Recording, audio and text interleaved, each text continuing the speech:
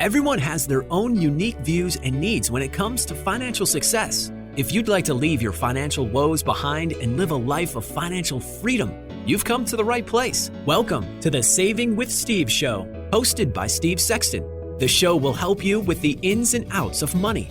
We talk about financial issues that could be costing you thousands of dollars and keeping you up at night.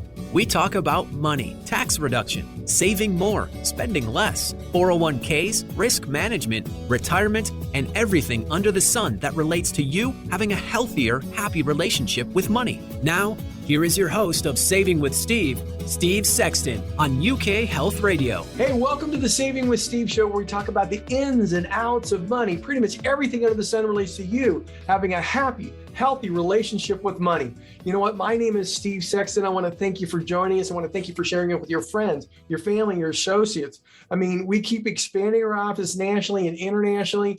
We're so very, very excited. We've got a wonderful show for you today. One, you know what? Congress could change your retirement plans. Yeah. Hey, and what do you need to know about it? So we're going to talk a little bit about that. Last week, we had Jackie Ho and Ivy Yakov of Reward Bunny and all things crypto. What's going on right now? The Urethra merger, the future of cryptocurrency, you know, how Reward Bunny works with all that. You know, it's going to be a wonderful, wonderful situation. You want to go check it out. If you want to check it out, go to savingwithsteve.us. That's savingwithsteve.us. And you're looking for episode 94. You know what? You can always go on all the episodes, look at the backs, the fronts, the whole shot. Up next, how would you like to overcome self-doubt so you can make more money and do the things you love? We have Paul Leviton. He's the founder of the Happy, Healthy Human Academy. Paul's aim is to educate, inspire, help people live a happy, healthy life. We're going to be talking about what people do to sabotage themselves, how to get out of your own way, and a whole bunch of more. So you're going to want to stick with us. Paul, welcome to the show. Thank you so much for having me. I'm excited to be here today. Well, actually, I'm really excited for you to be here today. And, you know, just to give everybody a little background here, Paul's a self-confidence happiness coach. He's a podcaster, public speaker. He's board licensed for health and wellness. He's a certified personal trainer. He's a behavior change specialist, certified nutrition coach. You know what? He's been helping people for decades.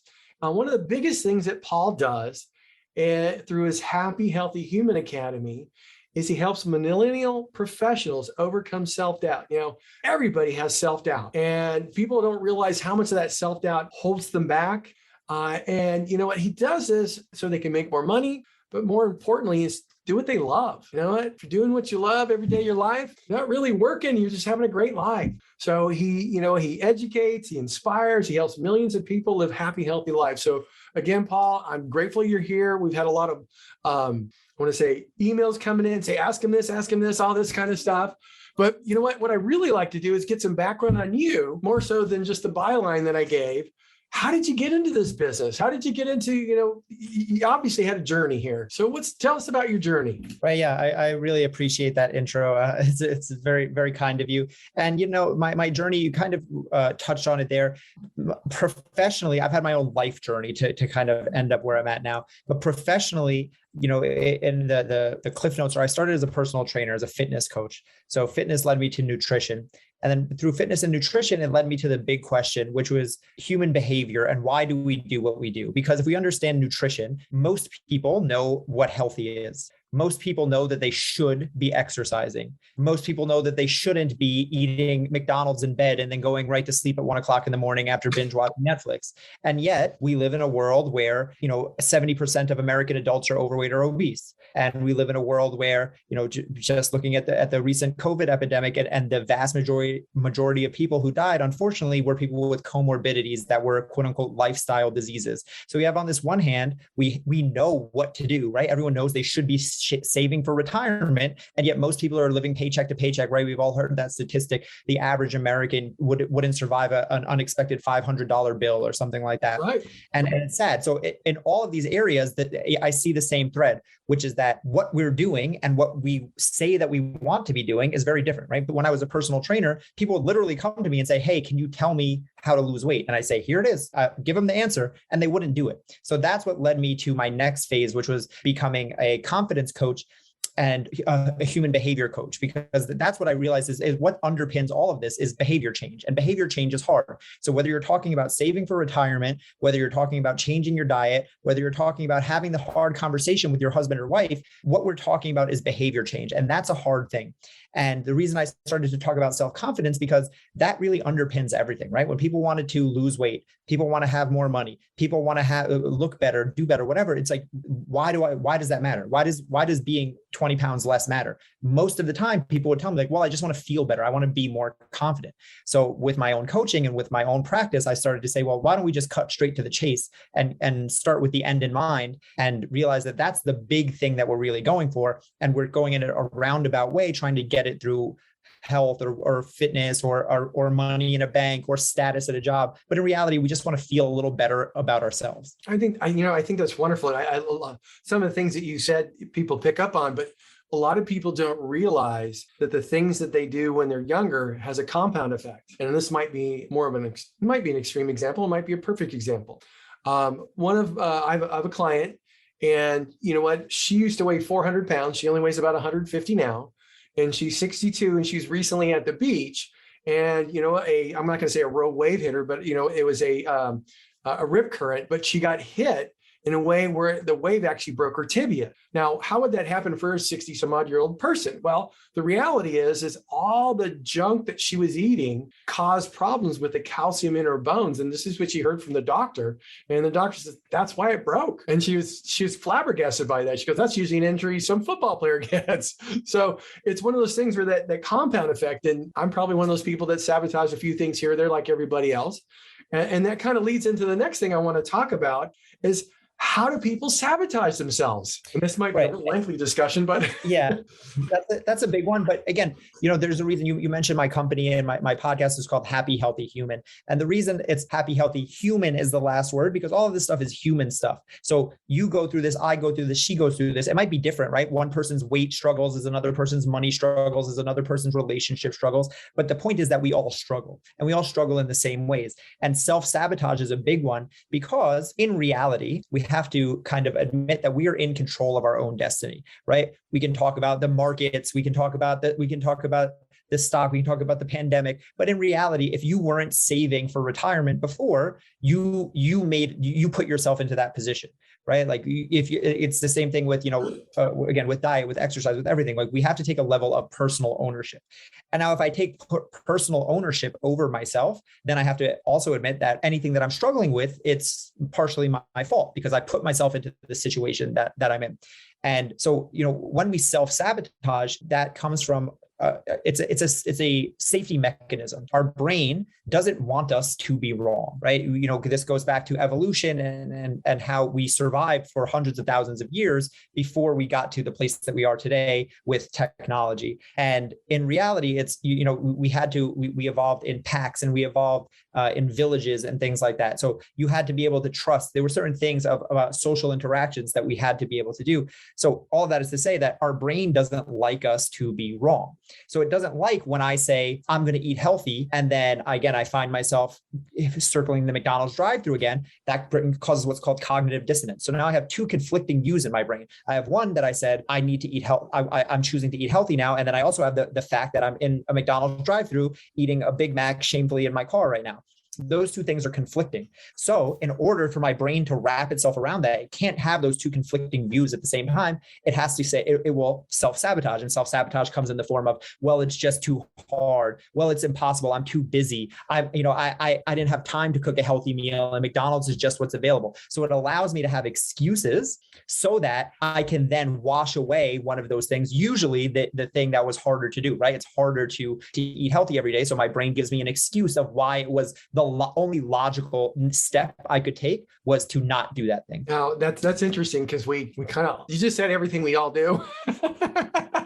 So it's so funny, because I was just thinking about that the other day, and I get up early and go work out. And it was one of those things where I had to get up at 4:00 in the morning for meetings. And I'm thinking to myself, okay, I get up at 4:00, I do this. You know what?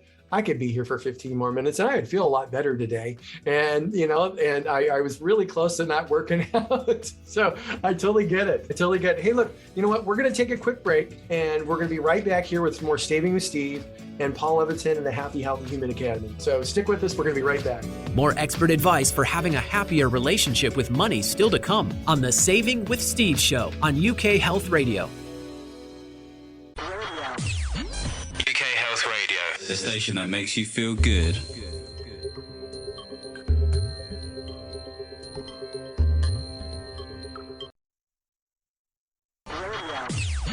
UK Health Radio, the station that makes you feel good.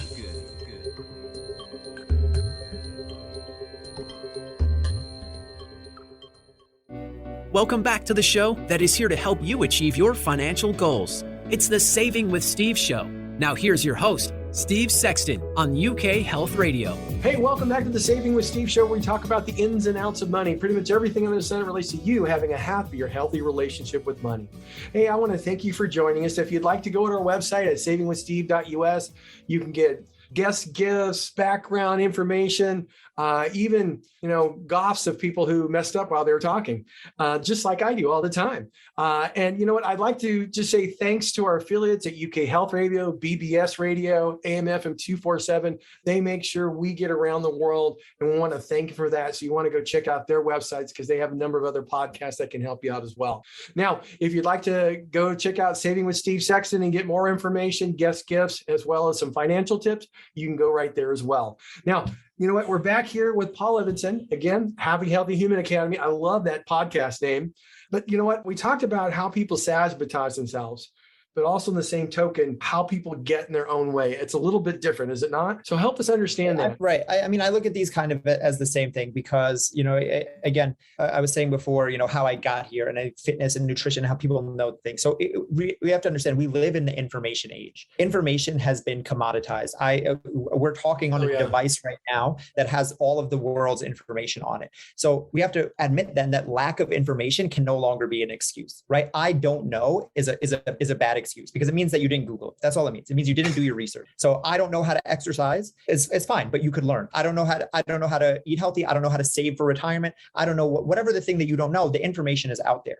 So when you're not doing it, like let's leave that excuse and realize that there are bigger things that the reasons that are going to get in the way of us are, again, our self-sabotage. It's us getting in our own way because even if I have all the information, that doesn't make it any easier, right? I can know that I should save for retirement, but in the moment when I have to choose between buying something right now and saving for a potential retirement 30 years from now, that's a hard thing. And now I'm dealing with human emotion, I'm dealing with human behavior, and I'm dealing with more deep-seated internalized beliefs. So we just have to kind of admit that like, okay, lack of information isn't what's holding us back. It's really us getting in our own way. And then we can have a deeper conversation about it. Oh, okay. No, I see that. I'm just, it's funny. You look at these things, listen to somebody like yourself and you go, okay, I get that. I can see how people do that. I've talked to people who've done that.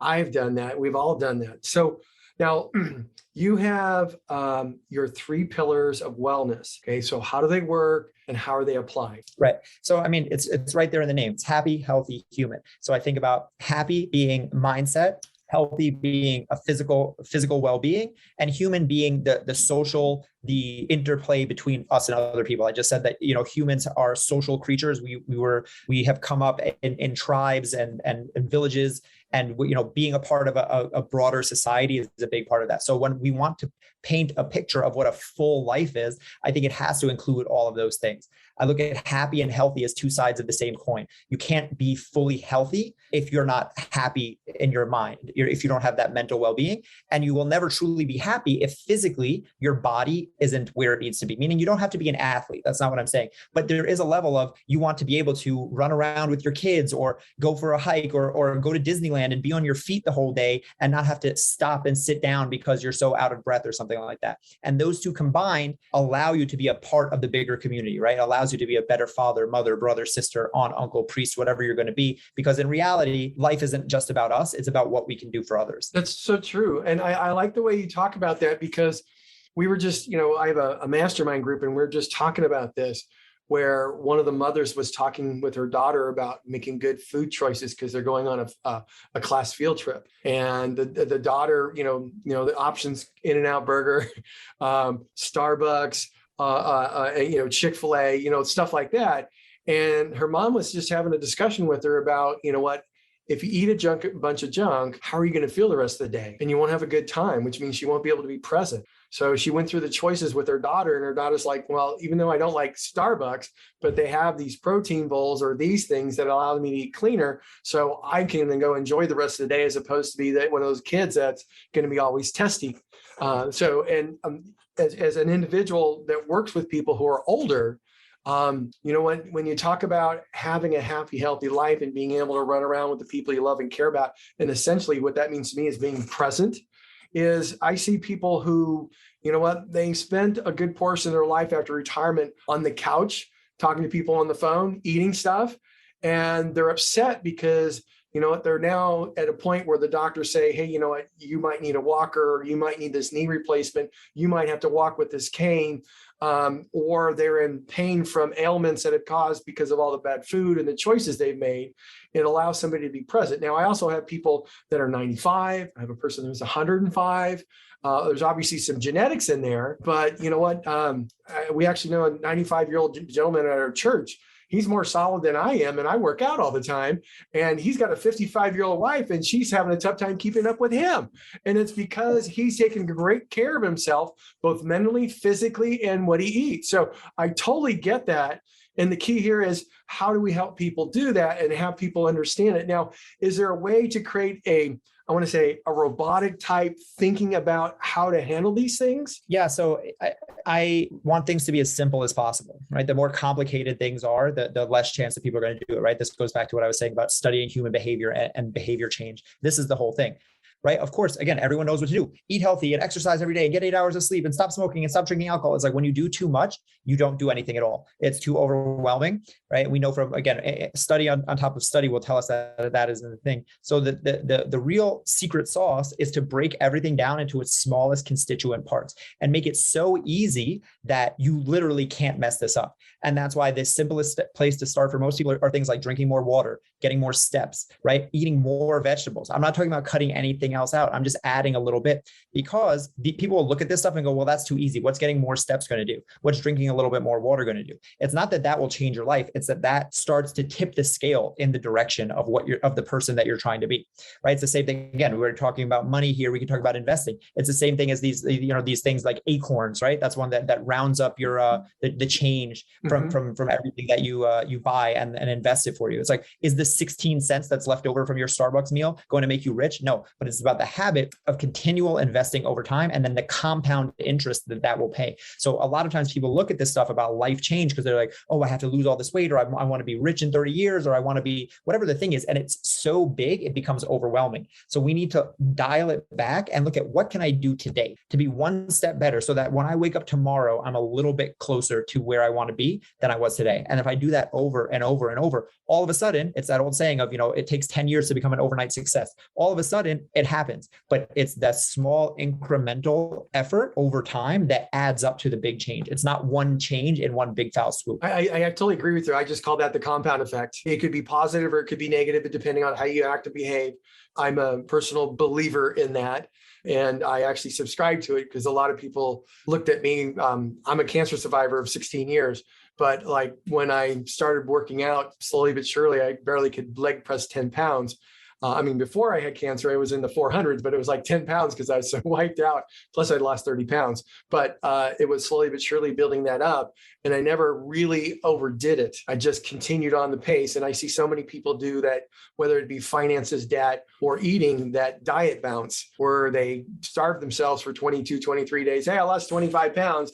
A month later, they're back up 35 pounds and, that type of thing. So I get it. I think that's very, very cool. And I think if anybody takes a aha from this, starting out little could make all the difference in the world. You just got to keep at it. Right. It's exactly that. The compound effect, Albert Einstein said, compounding is the eighth wonder of the world or something like that. And it's the most powerful thing. And it's money, it's fitness, it's exercise, it's health, it's nutrition. It's they always have that joke of like, well, one salad won't make you skinny or one hamburger won't make you fat, but one salad every day for the next year will make you skinny, and one hamburger every day over the course of your life will make you fat. So I use the analogy a lot with voting, right? Whenever elections come around, people get into the argument of like, does my vote matter? And in reality, no single vote matters. And yet altogether that makes up the election. So if everyone had the idea of like, my vote doesn't matter, then there would be nothing. So it's in its one piece at all alone, it doesn't matter. But when you put it all together, all of those tiny pieces add up to be the entire thing. And that's what matters the most. I agree with that. Same thing goes with donating money. Some people think $5 isn't that big of a deal, but when you look at all the people that donate, I think there was almost $500 million donated last year. But if you can think about it over a lifetime, it's solved certain cancer issues. You know what? Hey, it's making a dent. Now, we just got a few minutes left. Paul, I'd like to have you talk about your Healthy Human Academy. I'd like to talk about how people can get in touch with you, can get your help, because there's probably a lot of people here going, I could use some help like that. So how can you get your help? I appreciate that. So again, my name is Paul Leviton. I'm across all social media platforms. It's just my name. You can find me on Instagram, Facebook, LinkedIn, TikTok, smoke signal, carrier pigeons, wherever you can find me, I'll be there. It's just my name. Keep it super simple. Again, my podcast is called Happy Healthy Human. And I have a coaching company called Happy Healthy Human Academy. I have a course on self-sabotage. We talked about self-sabotage a little bit today. So I actually have a masterclass on the 5 human tendencies that lead to self-sabotage that I'm happy to give to anyone for free. You mentioned that you have a resource page where you keep this stuff. So I'm happy to add that to the list. And if anyone wants to get in touch with me, if they're interested in that masterclass, take it, it's free. And beyond that, if you want to learn about my courses or what coaching with me would be like, you can reach out to me on Instagram or anywhere else and we can have a chat. That's wonderful, Paul. Make sure you send us that link because I'd like to put it up on the resource page as soon as possible. And on top of that, if you go to our resource page, you can go to PlanWell, and they will actually help you provide a free financial plan and what you need to do to make sure you get to retirement. With that, Paul, hey, stay happy, stay healthy. Thank you so much for joining us, and we appreciate the wisdom you provided. So we'll see you. Thank you so much. Bye-bye. We're going to be right back here with more Saving with Steve. Stick with us. We're going to be right back. More expert advice for having a happier relationship with money still to come on the Saving with Steve show on UK Health Radio. Welcome back to the show that is here to help you achieve your financial goals. It's the Saving with Steve show. Now here's your host, Steve Sexton on UK Health Radio. Welcome back to the Saving with Steve show, where we talk about the ins and outs of money, pretty much everything under the sun relates to you having a healthy or happy relationship. Now, I would truly want to thank you for tuning in. I appreciate you letting your friends and family know. All the replays are available at savingwithsteve.us. If you're enjoying the stories of helpful information and insight on Saving with Steve, hey, then I encourage you to check out a few of our affiliates at UK Health Radio, BBS Radio, Talk Radio, New York City. All these networks are dedicated to empowering you to solve problems, uplift your spirit, and live a life of personal and financial freedom. Hey, you can follow us on Facebook at Saving with Steve Sexton. You can get the Insiders Club. Go to our resource page at savingwithsteve.us, and you're going to be able to get Paul's links. You're going to be able to go to PlanWell. You're going to be able to do all that stuff and get some great information. Next up, hey, look, Congress could change your retirement plan. What you need to know. One of the biggest things that we need to keep an eyeball on is what Congress is doing, whether they want to raise our taxes or what. We're likely to see that, but we're likely to see significant changes in our retirement plans, specifically the 401ks, the IRAs, the 403bs, the whole shot. Now, you have the House of Representatives. They have a plan, and that plan is called the Secure Act 2. Okay. You have the Senate, which has the Enhanced American Retirement Now Act, and the Financial Committee has a companion bill called Rise and Shine. One of the big things that they're all looking to do and work out is, the required minimum distributions. This is really designed, the IRAs were set up to help people save for retirement so they weren't completely reliant on the government. Okay. And at some point in time, they want their cut. They want you to take it out in bits and pieces. That's just the size of it, okay? That's why they have a required minimum distribution. If you don't start taking it out, they have a 50% penalty, right? But when it comes to these things, all these acts are looking at raising the required minimum distribution age to 73 in 2022, if this thing can get passed, at 74 in 2029, and at 75 in 2032. Now, the EARN Act would like to just push everybody to 75 at 2032, okay? On top of that, the House Act would like to have everybody automatically enrolled in a retirement plan and contribute 3% unless you opt out to contribute less or contribute as much as you want or as much as you can. On top of that, they're looking to help out people with emergency distributions. So, in certain acts, you have the ability to withdraw $1,000 if you have a personal household emergency.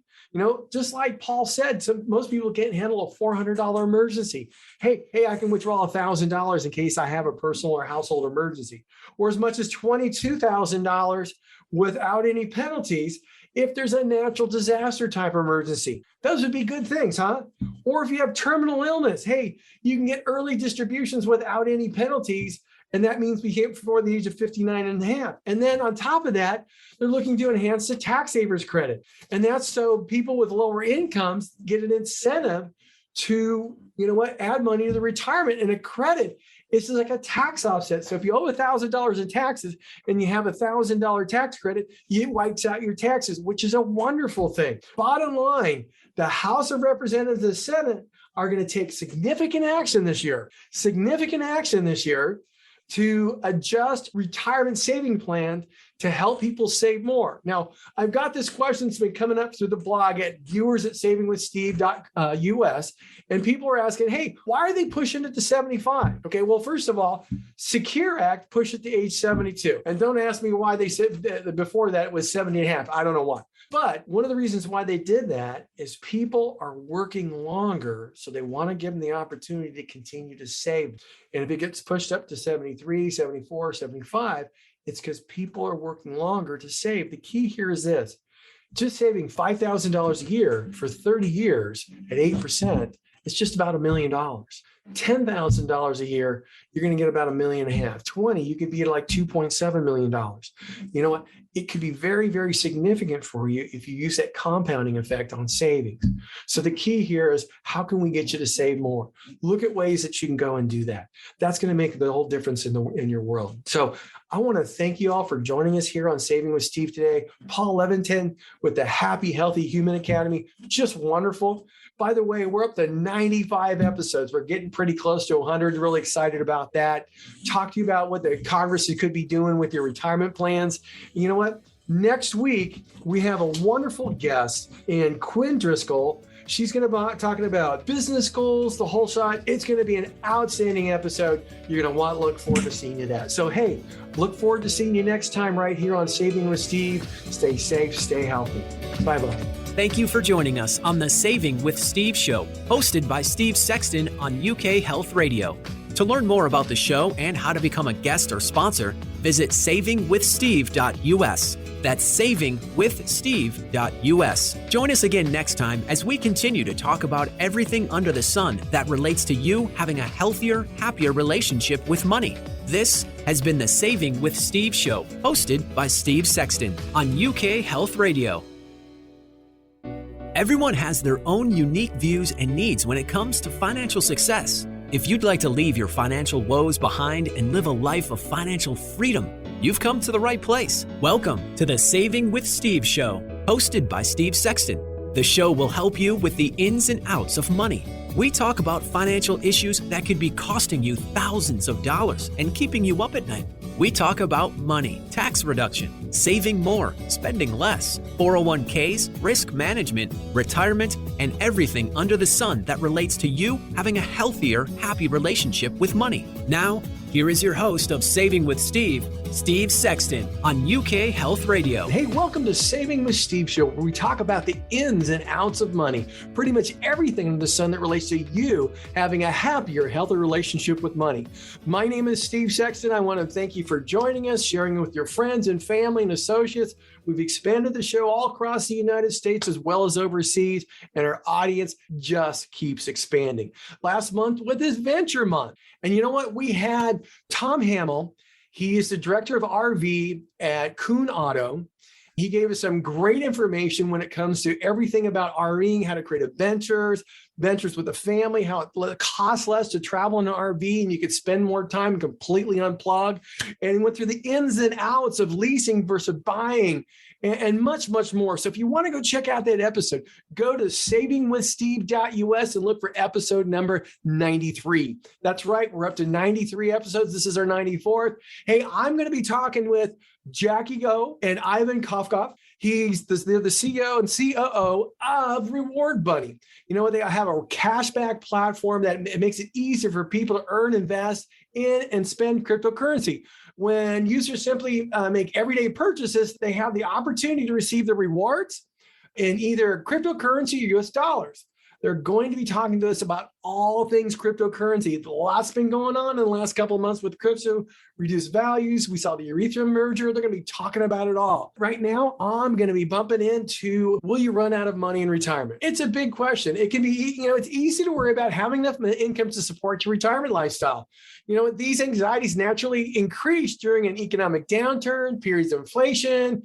Retirees living on fixed income might feel their budget's tightening and find it harder to pay regular bills. And if you're concerned about outliving your saving, take steps to evaluate your current financial situation, reviewing your habits, priorities, and get some help to make sure you're on track. Many people are concerned about running out of money. Consider these factors. How much you just spend plays a role. You might anticipate spending less in retirement than you did during your working years, and your lifestyle may play a role in that. Most people think they will spend about 15 to 20% less, but in reality, end up spending about the same or more. Take some time to look at what you're paying for each month. The expense might include mortgage payments, rent, food, utilities, fuel, insurance, the whole shot. Make sure you know what you're spending. I find a lot of people, before they retire, they have no clue what they're spending. And that's because they got a couple paychecks and more money keeps going into the bank. They keep funding their accounts. But now you don't have that paycheck. You have to create it with the savings you have. And sometimes you're not paying attention. You just keep spending. So it's really important that you set up a dashboard of sorts where you're tracking how much you're spending, how much you're receiving, to make sure you're on track so you don't go through a position where you have to, reduce down to one vehicle, decide, hey, which one you got to sell, downsizing your house, renting out rooms. You don't want to be in those positions. So track what you're spending. And how you withdraw from your retirement accounts really matter. General rule of financial planning is that you if you're in your mid 60s and you want to spend more than that 4%, adjust for inflation annually, it would work really well. But it's important to look at your tax allocation. And what I mean by that is how much are you taking out from your IRA? It's fully taxable. How much you're receiving from Social Security that is only 85% tax? How much is coming from tax-free or tax advantage things? Because if you're getting $100,000 in income, but only paying tax on 50, you're in a lot better situation taking out $100,000 worth of income and paying tax on $100,000.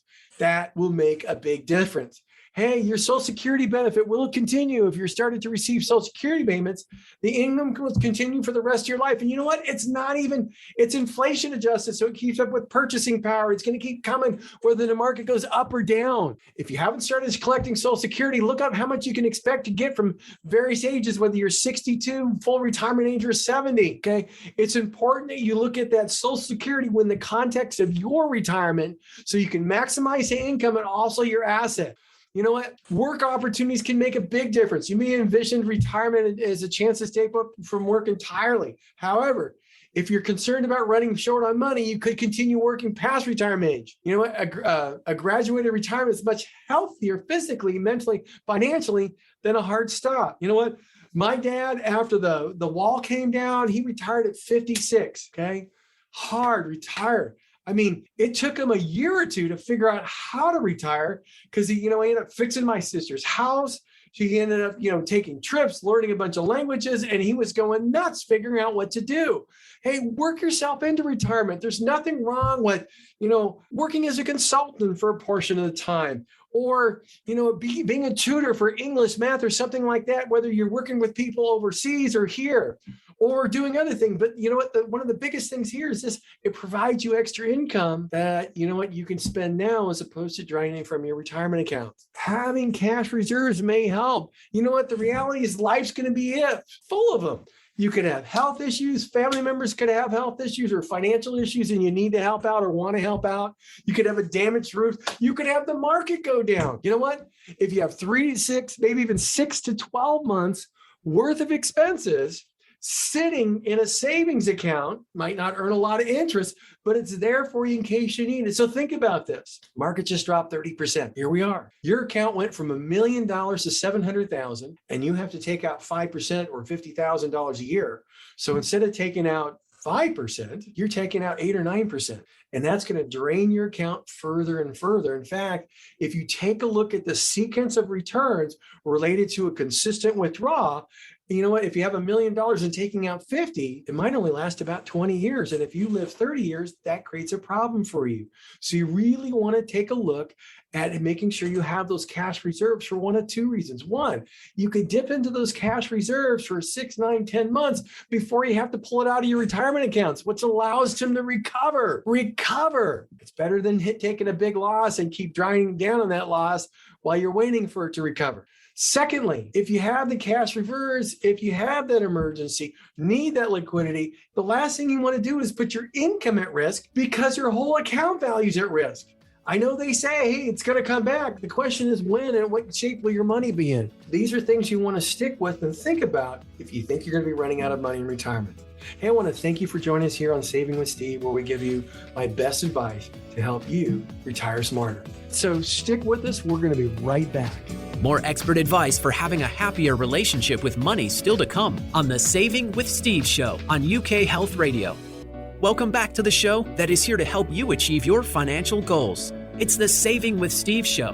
Now here's your host, Steve Sexton on UK Health Radio. Hey, welcome back to the Saving with Steve show, where we talk about the ins and outs of money. Pretty much everything under the sun that relates to you having a happy, healthy relationship with money. I want to thank some of our affiliates at UK Health Radio, BBS Radio, AM/FM 247. We appreciate you sharing us with your friends and family and associates. And now we've got the big talk. We're going to be talking with Jackie Go and Ivy Yavkov, Reward Bunny. We're going to be talking about all things crypto. We've seen what's going on in the industry here in the last 3 to 6 months. We're here to talk about those things, what Reward Bunny does. So I want to welcome both of you guys here. Thank you so much for being here. Hey, thank you, Steve, for having us. You're welcome. You're welcome. Everybody here is looking forward to it. So let's start by, why don't I just say this? Jackie's the CEO. Ivan's the CEO of Reward Bunny. They're a cashback rewards platform that's making it easy for people to earn, invest, and spend in cryptocurrency. Basically, if you're a user, you simply use everyday purchases that have opportunities to receive your rewards in cryptocurrency or US dollars.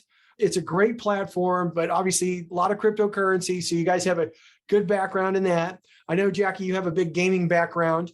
Ivy, you have a big fintech background. So, it works into a great combination together. So let's just start chatting about the current state of cryptocurrency. Obviously, we've seen some values goes down. So I'd like to get your feedback on that. This year has been possibly been a crazy ride because it's so volatile. The prices keep swinging up and down everywhere. Yeah. So, and we have even seen that there's more regulations coming in, there's more sanctions, and things are more or less going in a positive way in that sense that because there is more adoption going right now because the governments are actually looking at us as an actual industry. So I would say there will be more adoption, more guidelines, more real stuff going on in the coming months and years. Okay, so basically what you're saying is most countries are looking at cryptocurrency and looking to regulate it one way, shape, or form because of what's occurred. Yes, definitely. Now, whether we go back 100 years in the financial markets, you see how financial markets get built up and you see values go really, really high. And then something occurs and then things start compressing. And then you start seeing some of the bad players get taken out of the market, either by their bad management or because of things in games that they were playing. And I'd love for you to comment on that when you're seeing billionaires get pulled into some of these things. Obviously, somebody's looking for money. there, but I'd love to get your feedback on that. Yeah, that's just basically how people behave. There's always going to be bad players. It's not particularly just because it's cryptocurrency. It's everywhere. That's why we have laws, we have rules, and we try to make the world a better place. But in the cryptocurrency, there are like a lot more bad guys, if I can say that, just because it's still, it's a double-sided coin, the regulation, just because people don't want it to be regulated, but that means a lot of bad people can actually get away with, with stealing money or doing bad stuff. So I'm also like 50-50 on that, just because if crypto gets regulated, it basically loses like half of its value, because the decentralization is basically like the core of cryptocurrencies and blockchains. And if it does, though, a lot of scams, a lot of bad guys, a lot of like viruses and phishing emails and everything like that will be a lot worse. So yeah, like I said, I'm 50-50 on that. Okay. I would say crypto blockchain is in the sense that it allows like a public ledger of like what transaction is going through and everything else. In the sense that with the recent sanctions on the Tornado Cash thing, there is actually a way to sort of like track all the transactions on who is the bad players and who is the sort of like the good ones. So there is actually a way to sieve out the bad players among the whole crypto industry. And by the way, I hope everybody knows we have Ivy's, he's coming in from Bulgaria, and we have Jackie in here from Singapore. So we're like, this is wonderful. So if you're a part of that country, hey, you know what? They're in your country. Part of that part of the world, you're in your country. What I'd like to do is just take a quick little break, and then let's talk about how you guys see cryptocurrency, NFTs, the metaverse, and all that stuff moving forward. And I'd also like to talk a little bit more about Rewards Bunny. Okay, so everybody stick with us. We'll be right back with more Jackie and Ivy here on Saving with Steve. More expert advice for having a happier relationship with money still to come on the Saving with Steve show on UK Health Radio. UK Health Radio, the station that makes you feel good.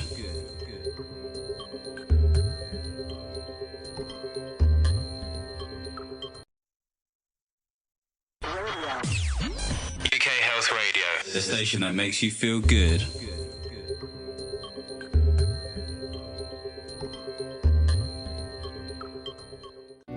Welcome back to the show that is here to help you achieve your financial goals. It's the Saving with Steve show.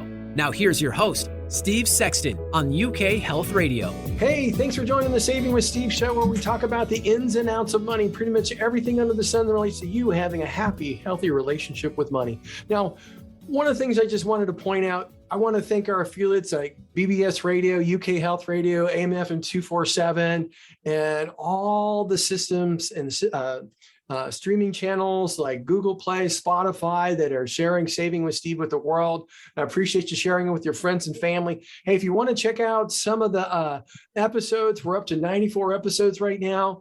You can always go to savingwithsteve.us and take a look at all the behind the scenes stuff, guest gifts, and more. So with that, thank you so much. We're back here with Jackie and Ivan at Rewards Money. So I keep calling you Ivan. It should be Ivy. Apologize for that, and it will get into Don't worry about it. Both of them works. Don't worry about it. So let's just start talking about, what? There's been, when you get in the news, there's pundits talking about stuff. They don't even know what they're talking about. Some say, hey, cryptocurrency is going to go away. Some say cryptocurrency is here to stay. This is just a healthy thing that's occurring. So let's just, start talking about what your vision is in the future of cryptocurrency, NFTs, the metaverse, the electronic art that I think that people are selling, and so on. Yeah, I would say probably I'll just start off with the whole NFT scene. Is that I would say right now more and more people actually realize that what is the true utility for NFT. So some can say that it is more of like a digital membership pass, for you to sort of like have more benefits in a particular company or particular project. Yeah. So in fact, we can even see like big brands are actually going into NFT as well. So recently we have a news whereby Tiffany and Co. actually work with CryptoPunks and release a special edition of NFT, which they sold 250 worth of 250 NFT of them of a CryptoPunk inspired necklace for 50,000 each, and it actually got sold out in 22 minutes. Yeah. Oh, wow. So how crazy is that? Yeah. So in fact, we can actually even see like more big brands coming in, and there'll be more adoption in the NFT space. Okay. And now, how many cryptocurrencies do we currently have? Yeah, I would say there is like tons of new cryptocurrencies coming out every single day. Mhm. In fact, probably there will be more than 10,000 Oh, wow. cryptocurrency that's available right now in the market. Yeah. Okay, so one of the questions I have is, for example, China's created their own cryptocurrency. I mean, I don't know if the U.S. is on the way. I don't think so. But if China has a cryptocurrency, they obviously have a lot of backing behind it and stuff like that. And I was just curious how that would affect the marketplace. I'd say it's a double-edged sword, just because China has been trying to, ban cryptocurrency in their country for like forever. I mean, every single year they're trying to put up some new regulations and ban mining, for example. And on the other hand, they're trying to actually use that, but it's like in other quotes, it's changed as a digital currency. But I'd say this will still help and still make cryptocurrency just a lot more popular, just because it has the word digital in it. And nowadays, everyone, when you say digital currency, everyone thinks about cryptocurrency, and they don't even know the difference, because all the cryptocurrencies are digital currencies, but not all digital currencies are cryptocurrencies. Going back to actually how I know you started this like a while ago, but the current state of cryptocurrency, I'd say this is like the best state of it, just because there will always be like believers and haters, and that's not just with cryptocurrency. It's like every new technology. Everything new that people don't understand, they don't get into it, or they even try to hate it and discuss it without actually knowing what it does. But I'd say the believers that are into the cryptocurrency are not that a lot as an amount, but they're really strong believers, and they actually push cryptocurrencies and cryptocurrency adoption all over the world, like every single year more and more. Mhm. And just like, the internet was some fake news like 20 or 30 years ago, and took now where we are. So I'd say it's just a matter of time, and it just depends on the speed of the adoption of the countries. So really what you're saying is, anything new goes through its undulations and its low times and its high times. But right now, it's getting to the point where more and more governments are getting involved. And it's, what's just happened is a healthy thing for it, even though some people had a lot of pain with the loss in value, but it's something that will move forward. So what you're really saying is, if somebody hangs in there, I mean, they might have had Bitcoin at $60,000 and now it's less than 20. And you know what? Hey, it'll probably keep coming back as long as you're in it for the long haul. Is that pretty much the size of it, or? Yeah, absolutely. I want to just give like a bit of an advice to people who want to invest in cryptocurrency but haven't yet. If you don't understand the technology, if you don't understand what it can do, what it can become even in the future, don't invest in it. I mean, it's just not just about cryptocurrency, but everything. Just don't invest in stuff that you don't know about, just because it's kind of a gambling, if you don't know what you're investing in. And I'd say this is healthy just because a lot of when Bitcoin was like $60,000, when all the market was full in green and everything was blowing up, there were a lot of projects that, first of all, were trying to steal money or trying to scam people. So it was like more dangerous. And second of all, a lot of different projects that are trying to just go with ideas were actually pulling out VC's money, for example. And as soon as the market crashed, they're like, okay, we're just giving up on this project. So I'd say this is a pretty healthy state, just because people that really want to make a difference, that really want to build a solid project and believe in it, will do it. Okay. Hey, Ivy, Yeah, Jackie, thank you for being on the show today. We very much appreciate you unpacking the cryptocurrency world. talking to us about the merger, the future of cryptocurrency, as well as, hey, I wish you the world of success with reward bunnies. Thank you so much, Steve. Hey, you guys have a great day. Stay safe and stay healthy. You too, Steve. Bye-bye. That's the size of it here, right here on Saving with Steve. I want to thank you for joining us today. We had great guests, and Jacko Go and Ivy Yakov with Reward Bunnies talking about the cryptocurrency market. You know what? Next week, we are going to be talking to Paul Leventan. It's going to be a wonderful conversation. You're going to want to be there. So look forward to seeing you next week. Stay safe, stay healthy. Bye-bye. Thank you for joining us on the Saving with Steve show, hosted by Steve Sexton on UK Health Radio. To learn more about the show and how to become a guest or sponsor, visit savingwithsteve.us. That's savingwithsteve.us. Join us again next time as we continue to talk about everything under the sun that relates to you having a healthier, happier relationship with money. This has been the Saving with Steve show, hosted by Steve Sexton on UK Health Radio.